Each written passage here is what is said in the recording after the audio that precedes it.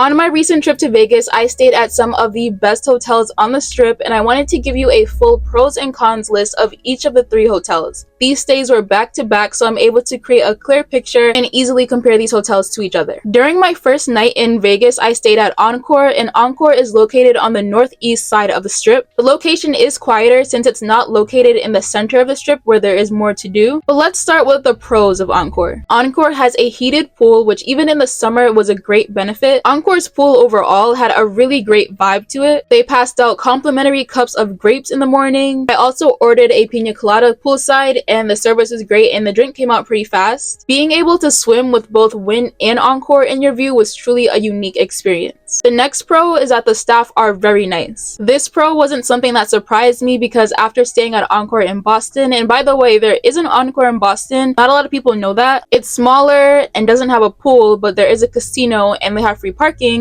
and there is no resort fee. So if you're not a big swimmer and don't take part in the amenities of a resort that they have at the other hotels in Vegas, check out Encore Boston Harbor. Anyway, I knew that the staff was going to be super nice, super friendly, but I still wanted to include that in case anybody was curious about the service there. The next pro, and this is a huge pro, is that they offered us complimentary early check-in and late checkout. And we checked into our room very early, and I was honestly very shocked that they were able to take us because we got there around 10 a.m. and I was under the impression that the earliest they would be able to take us was around 12 p.m. Being able to check into your room right after a long flight, especially when you had to wake up at 4 in the morning and there's a 3-hour time difference, really helped us start our trip on a good note. And then the next day we were able to call down and get complimentary late checkout for 1 p.m. And this wasn't on my list at first, but now thinking about it, their check-in and check-out times are actually better than a lot of the other hotels on the Strip. For example, a lot of the hotel check-out times are 11 a.m. whereas Encore's standard checkout time is 12 p.m. The next pro is I think that Encore has the best standard room on the Strip. The design of the rooms are modern, they're spacious, they have high ceilings, the layout of the room is nice, the decor is nice. I think for an entry-level room, they nailed it. And the last pro is that the standard room did come with extra toiletries such as toothpaste, a toothbrush, a comb, cotton swabs, just small things like that. The reason this is a pro for me, I'm not sure about all the standard rooms on the Strip because this was the only standard room that I stayed in on the Strip. The other rooms that I stayed in were actually suites, so I can't compare it to anything else. But the Encore in Boston, the standard rooms do not include any extra toiletries, and I've actually never been to a hotel where the standard rooms included extra toiletries, so this was a pro for me. Now let's get into the cons. And if I haven't already stated it, these are pros and cons based on my trip and my experience. So if you disagree, that's okay. It's fine. The last con for Encore is just that it's really expensive, and this isn't necessarily a con. It's just not the most family-friendly place because of this. I know it's Vegas, and I know things are expensive, but I feel like out of the 3 hotels we stayed at, everything was more expensive at Encore. And it also depends on who you're traveling with, because if I was by myself, I probably wouldn't have cared about the price of things, but when you're traveling with 2 kids, it's a little different. However, with that being said, the food in the cafe was amazing. 10 out of 10, outstanding. I tried this natural juice that they make in the morning. That was really good, along with a chocolate croissant. And it was so good that I had to go back again 10 minutes later and order another chocolate croissant, even though it was $7. The croissant and that juice alone is a reason I would stay there again. My second night in Vegas, I stayed at Palazzo, which is right next door to Encore, so about the same location. This was the worst night of my stay in Vegas, and I'm not really going to go into details of why because I just made a whole video on that. And while I'm going to give you some pros and some cons, I just want it to be clear that I will never stay here again. First pro is I think Palazzo and Venetian is way more family friendly than Encore. They have a food court with a wide variety of options such as Chipotle, Johnny Rockets. Then they also have an actual restaurant inside, and the prices at this restaurant weren't too bad. We did eat there. It was alright. It wasn't anything special, but it wasn't bad either. And then outside of the food court, they have all those fun options like the ice creams, the lollipops, the croissants, the sugar, just a whole bunch of fun food, unique experiences. And I can imagine that that's a lot more expensive because it's not just regular food, it's more of an experience. And then they also just have more activities like a virtual reality store called Sandbox VR, and then the gondola tours. At Palazzo, I booked a suite, and it was the biggest suite and room during my entire trip, sitting at just 2,000 square feet. There were 4 of us, and we were all able to fit in the suite comfortably with plenty of room to spare. And the last pro is that they had a pull-out couch, which I think is just such a great benefit because I don't understand why when people are building these big rooms, they feel like they can only put one bed in there. At least give people the option to have a suite with one king bed and two queen beds. But just having a 2,000 square foot room or a 3,000 square foot room, a 4,000 square foot room with only one bed in it, like, who did you think?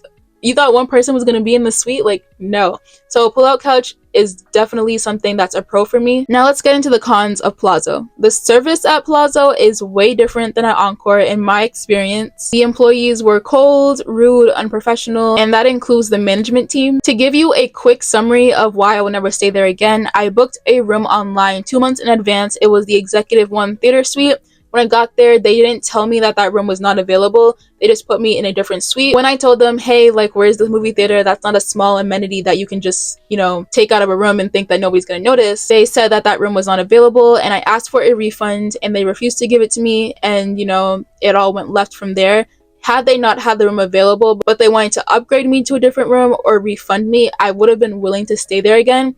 But the customer service can make or break your stay, and it can really, you know, prevent someone from staying there again in the future. So that's what happened with me. The next con is that my room was not ready at 3.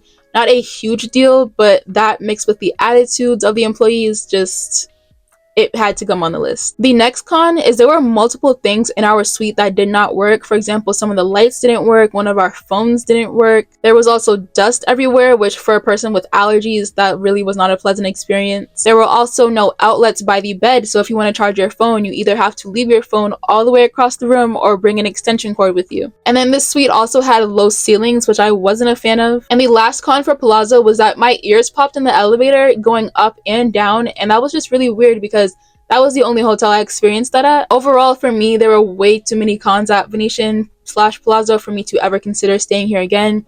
But I know people have positive experiences there, so hey. The third hotel we stayed at was the Waldorf Astoria, which is centrally located on the strip, so if you want to be in the mix, this is probably the hotel that you would want to stay at. At the Waldorf, we also stayed in a suite, which was just over 1,600 square feet. The first pro of the Waldorf is as soon as you step foot in this property, you are met with an amazing spa-like scent that they, I believe, have diffused throughout the whole entire hotel. This was a really nice feature compared to the less pleasant scent of Encore and Palazzo. The next pro is that you can text room service. So instead of having to pick up the phone and call down whenever you need something, you can just text them. They actually texted me directly on my phone, so I'm sure that's standard practice whenever you check into the room. But also, since this is a Hilton property, if you have the Hilton Honors app, you can go ahead in there and message the hotel staff directly. The next pro is the staff at this hotel are phenomenal. When we checked in, they had a stuffed animal ready for my brother and sister, and it was free. They also have free water bottles at multiple different locations in the hotel. This is a major pro because you won't have to worry about buying water from a convenience store in the hotel or going out to a CVS or a Walgreens. That might save you about $20 on your trip to Vegas. The next pro, compared to Palazzo, this suite had way more amenities such as complimentary tea with a kettle. It had a full-size, fully stocked refrigerator,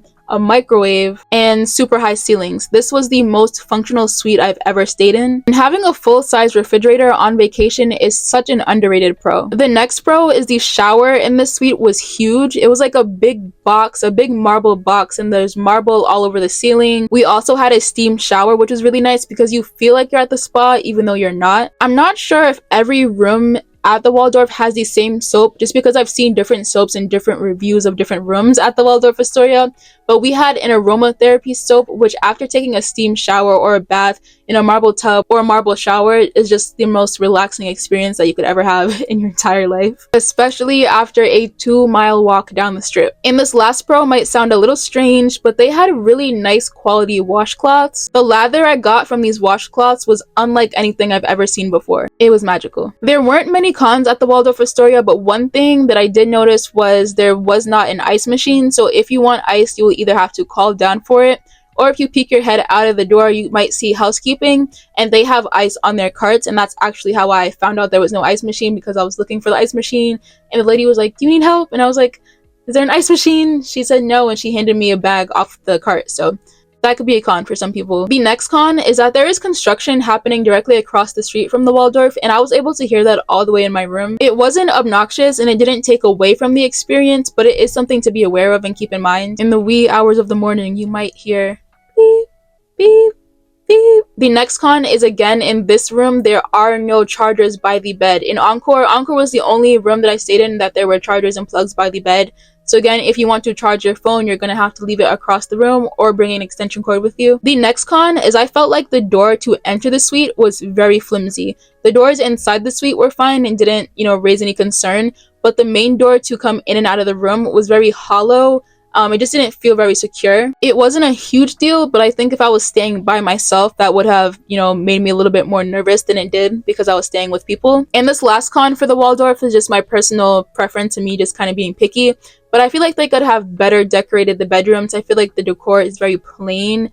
It just doesn't, in my opinion, match the vibe of the rest of the suite. The bedroom was my least favorite part of the suite. Also, I booked the Villa 1-bedroom suite. Online, the pictures look completely different than what it is. I almost didn't book the suite because the pictures online just are not that flattering, but they have completely replaced the decor inside the room. So it's the same exact layout, same exact floor plan, just with new and upgraded decor, and it looks so much better. So if you go on the website and you don't like how the rooms look, don't worry, you're gonna love it. My favorite suite out of the 3 was the Villa 1-bedroom suite at the Waldorf, and they also let us check in early at about 12 p.m. and gave us late checkout as well. And even though I did mention a few cons of the Waldorf Astoria, I have 0 complaints, and I think everybody should stay at the Villa suite at least once in their life. But that is it for this video. Thank you guys so much for watching, and I will see you in the next one.